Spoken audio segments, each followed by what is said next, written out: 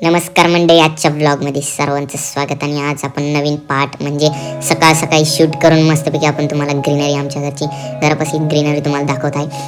त्यामुळे तुम्ही पटापट बघून घ्या आणि लवकर लवकर फॉलो करून घ्या. मी पण चाललोय पुण्याला की पटापट आपले 2-3 दिवसात कार्यक्रम बघतो. आपल्या बब्बूंचा चालू होता डान्स, मस्तपैकी बब्बूंचा डान्स बघता बघता तुम्हाला बघू शकतो तुम्ही डान्स.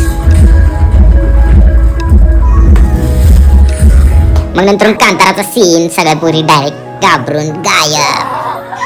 मग सकाळ सकाळी उठून आवरून बसलो होतं तर आपल्या मित्राला मस्तपैकी गिटार वाजवता येत होती म्हणून म्हणलं वाजव बरोबर. त्याने मग 2-3 ट्यून वाजवून दाखवले. तुम्ही तर ऐकतच आहात, तुम्ही ऐकत राहा.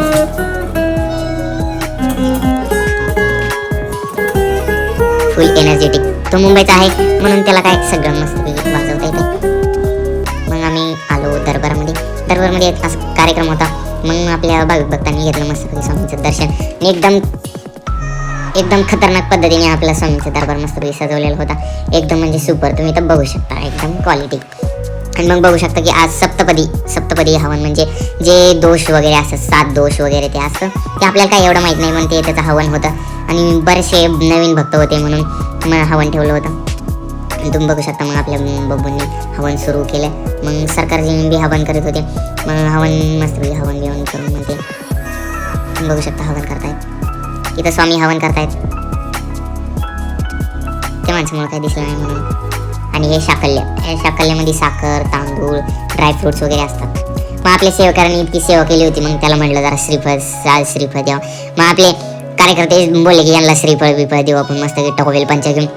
श्रीफळ म्हणजे आपण डायरेक्ट बिस्लरीची बॉटल देऊ राहिलं ती पण मोकळी. मग त्याच्याने तो इतकं खुश झाला की बास, त्याने 2 रुमालामध्येच खुश आणि त्या बॉटलमध्ये खुश. मग आपण बघितलं की 2 जण झोपले होते. त्याला उठून सरळ केला आणि त्याची जरा मज्जा घेऊन म्हणलं जरा काय बोर होतं मग त्याची मज्जा घेत चाललं. त्याला मित्रांनी दिली एक झापड ठेवून बघू शकता.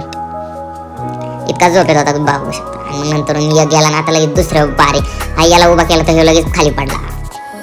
मग नंतर आम्ही बसलो होतो. आम्ही जरा मोठे नाका विक करीत होतो. पोरं म्हणले की आमचे नाका लई बारीक येतं, तुझं लई मोठं आहे असं तसं. मग म्हटलं बघू बरं. आणि आम्ही ते फिल्टर लावून बघत होतो. मग मला कळलं फिल्टर लावून. मग 2-3 वेळा हुकवलं पण यावेळेस काही देण्यातच नाही आलं म्हणून काय आपलं घेतलं मोठं नाक करून. मग काय करू शकता. आजचा ब्लॉग इथंच थांबतो.